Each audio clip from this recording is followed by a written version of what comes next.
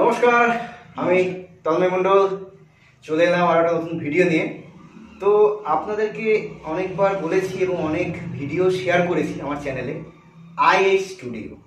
তো এই হচ্ছে ইমতিয়াজ হোসেন, আইএস স্টুডিওর ওনার, এবং এই হচ্ছে আইএস স্টুডিও। আপনারা দেখে নিতে পারেন জায়গা, ঠিক আছে। দারুণ একটা স্টুডিও, একদম প্রফেশনাল স্টুডিও। খুব ভালো এক্সপিরিয়েন্স আমার এর সাথে কাজ করে, ইমতিয়াজের সাথে কাজ করে। আমরা না বলা কিছু কথা থেকে স্টার্ট করেছিলাম। না বলা কিছু কথা আমাদের প্রোডাকশনের কাজ, সেটা ও অ্যাসিস্ট্যান্ট এডিটর হিসেবে কাজ করেছিল। তো খুব সুন্দর ও এডিটও করে। প্লাস গানের কাজ আমাদের স্টার্ট হয় দিলরুবা থেকে। দিলরুবা থেকে যখন এই যে স্টার্ট হলো, এ তো পরপর চলতে থাকে, কারণ দিলরুবার পরে এলো ওগো সুন্দরী, ওগো সুন্দরী পর আরো একটা নতুন গান পুজো এলো রে, ওই গানটাও আসতে চলেছে খুব তাড়াতাড়ি।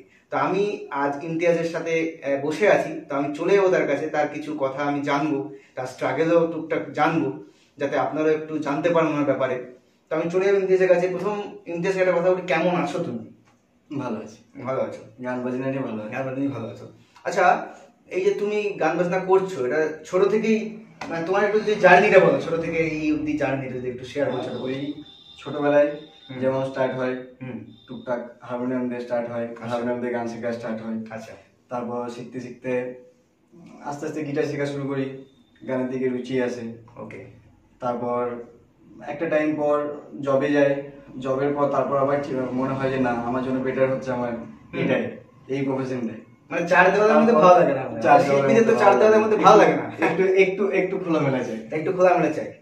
তো এটা আমি জানলাম, জেনে একটা জিনিস জানতে পারলাম যে আমাদের শিল্পীরা, আমাদের শিল্পী, আমরা চার দেওয়ালের মধ্যে যে কাজ করার আমাদের মধ্যে পোষায় না। আমাদের যতই টাকার লোভ দেখান কিন্তু পোষায় না। আমাদের একটা ইন্ডিপেন্ডেন্টলি কাজ করার বা একটা স্যাটিসফ্যাকশনের ব্যাপার থাকে, যেটা আমরা এই যে যে যার প্রফেশনে আছে আর কি। ও ধরো মিউজিক করছে, আমি ধরো সিনেমা করছি, মিউজিক করছি।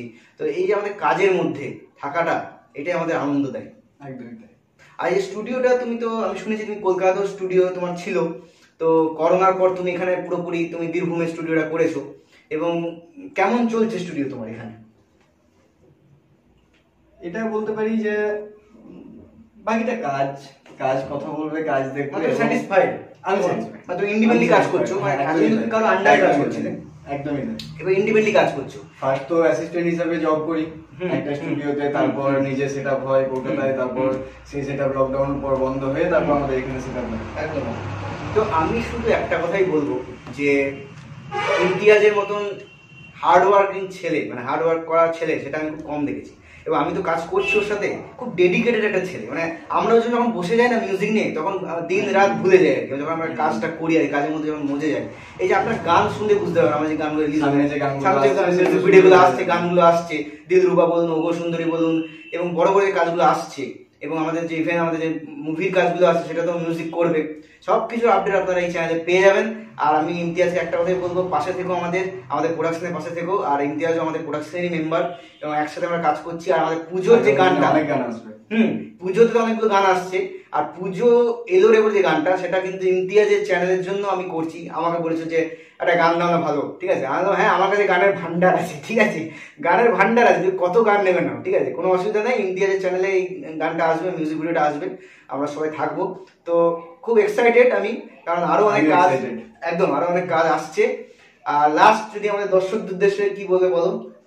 সামনে যে গানগুলো আসছে আমাদের, তন্ময়ের গাওয়া, তন্ময়ের সুর, তন্ময়ের লেখা, এবং সামনে দিল্লুবা, ওগো সুন্দরী, আর পুজোর যে গানটা মা এলো রে, একদম পুজোর যে গানটা, সেই তিনটে গানই অবশ্যই শুনুন।